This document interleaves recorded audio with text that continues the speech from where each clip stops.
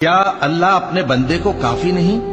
और ए नबी, ये तुमको उन लोगों से जो अल्लाह के सिवा हैं यानी गैरुल्लाह से डराते हैं, और जिसको अल्लाह गुमराह रहने दे उसे कोई हिदायत देने वाला नहीं, और जिसको अल्लाह हिदायत दे उसको कोई गुमराह करने वाला नहीं। क्या अल्लाह इज्जत वाला, बदला लेने वाला नहीं है?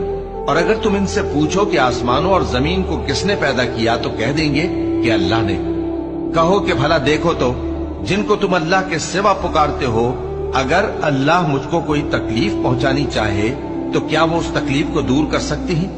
या अगर वो मुझ पर मेहरबानी करना चाहे तो क्या वो उसकी मेहरबानी को रोक सकते हैं? कह दो कि मुझे अल्लाह ही काफी है, भरोसा रखने वाले उसी पर भरोसा रखते हैं। कह दो कि ए कौम, तुम अपनी जगह अमल किए जाओ, मैं अपनी जगह अमल किए जाता हूँ।